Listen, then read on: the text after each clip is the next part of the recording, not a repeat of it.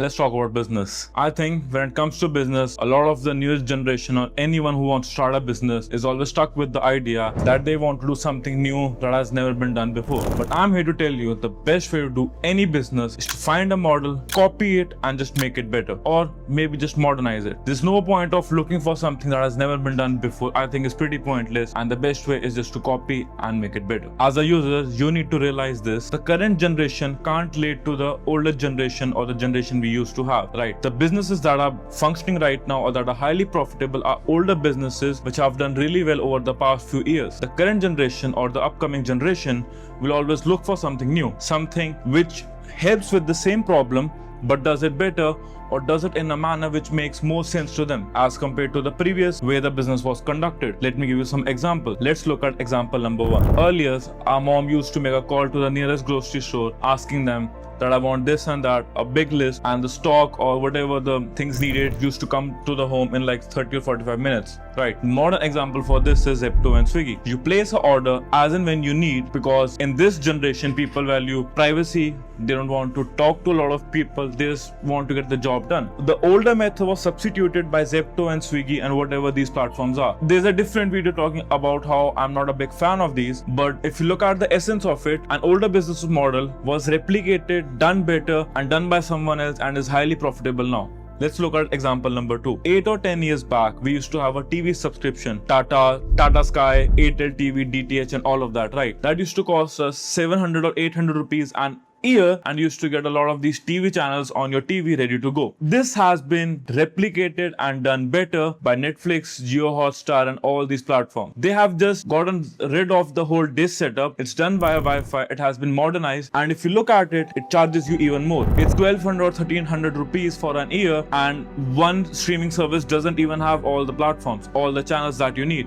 You need to have Sony Live, Jio Hotstar, XYZ, a lot of these subscriptions. Technically, you are paying 4 or 5x of what you used to do, of what you used to pay, and it's the same thing that you're getting. It has been modernized, made better, done on Wi-Fi, and it has been openly and very happily accepted by the younger generation. But if you look at it, it's a full daytime robbery. Example number 3. Let's look at the luxury side of things. If you don't know, I like Rolex. I have been a big fan of Rolex. When I was younger, all the rappers used to wear a Rolex and all, right? But now, a Rolex is not considered what it used to be. Yes, it still has that status symbol. The off-catalog pieces are still very sought after. But the normal watches, if you see someone wearing a normal Rolex, it's not a big deal for a lot of these people. This has been substituted by Richard Mille. What is Richard Mille? How old is Richard Mille? The brand was launched in 2001. It's very recent. It's as old as some of us, maybe an year or two older than me. But Richard Mille, if you see someone wearing a Richard Mille, you go crazy. Like, he has spent 1 crore. He has 1 crore on his wrist. I'm telling you, if Hardik Pandya was wearing a Rolex while playing cricket, a lot of these reactions would have never existed. But the fact that he was wearing a Richard Mille on a cricket field that's 1 crore on his wrist made a lot of people go wow. You can argue that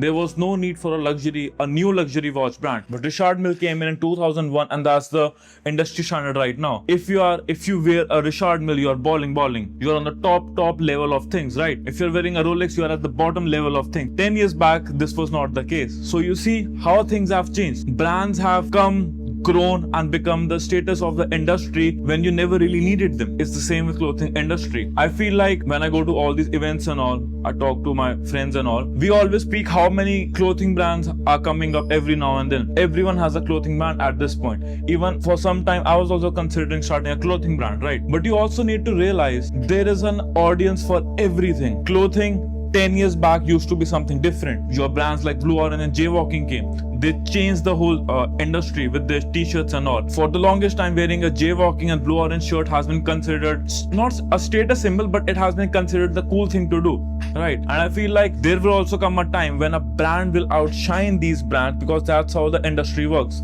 Someone will copy these two brands, make it better, market it better, and people will move on to this, or maybe the younger generation will move on to that. You need to understand there's always water flowing, there's always brands moving, there's always new brands coming. You can't stop at one brand and be like, okay, like this brand will rule the industry for next 100 years. That will never happen. There will always come a brand that's doing things, the same things, but just done better. You need to realize that. A recent example of this is Tesla. Tesla was considered the gold standard of electric automobiles. It still is to some extent, but I feel like a lot of customers are ready to move on to a different brand. They want to try out a different brand. The customer is ready to do something which has been done and dusted, but they're ready to do something that's new, different, and more intriguing to them. That's how the things work. One more example of this. That will be the last example of this. BlackBerry. Let's talk about BlackBerry phones. BlackBerry was the pioneer of the industry. They made the cell phone happen. They were the ones who did it. But BlackBerry became obsolete as soon as the iPhone was launched. Before the iPhone, I can 100% guarantee none of us or none of the people during that time thought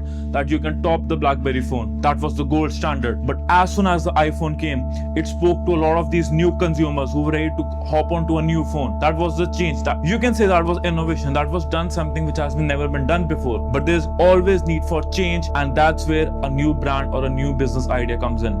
I feel like there's no need to do something very much new that has never been done before. I think if you want to do a successful business, copy the business idea that's actually working and make it better. A lot of these platforms have done the same. I won't take some names, but I won't take any more names, but you get the idea. A lot of these platforms have just been copied from the US. I feel that's what works in India at the moment, and I feel that's gonna work in India for the next foreseeable future. If you can innovate something, that's good, but if you want to start a business and you know that you are not the best at innovation or doing something new, it's better to copy and make a business better that's already existing in the market. That's it for me. I'll see you in the next one.